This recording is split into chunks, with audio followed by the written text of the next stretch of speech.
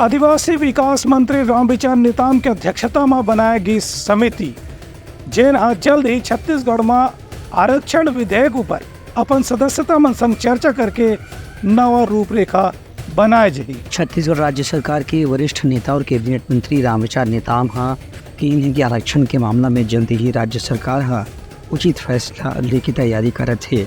अपन बातचीत में रामविचार नेताम की पिछला सरकार आरक्षण के विधेयक जरूर बनाए रही से, लेकिन एक बर जौन जरूरी समिति गठित होना रही से वो समिति नहीं गठित होए के स्थिति ये मुद्दा ऊपर विचार नहीं करे जा सकिस। एक स्थिति आज तक की विधेयक तैयार नहीं हो पाए है। उनकर कहने रही कि दिल्ली से लौटे के बाद सबसे पहले वो ये समिति की बैठक करी, जिसमें पूर्व सांसद और विधायक गोमती साय और आरुण और बालोद केशकाल के विधायक भी समिति में रखे गए हैं।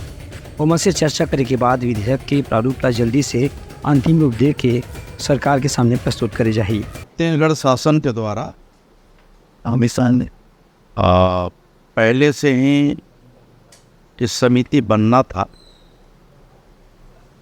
और बनने के बाद पूर्व की सरकार ने उसकी बैठकें भी समय समय पर जितना होना चाहिए तो नहीं किया और इसलिए बहुत सारे मुद्दे चाहे आरक्षण का हो चाहे पदोन्नति का हो वो विषय जस का तस पड़ा हुआ है। हमारी सरकार आने के बाद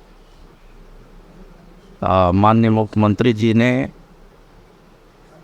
इस पे विशेष ध्यान देते हुए त्वरित निर्णय कर एक समिति के गठन किया है, जिसमें मेरी अध्यक्षता में और अन्य जनप्रतिनिधि भी हैं, जिसमें माननीय पूर्व सांसद वर्तमान विधायक गोमती साय जी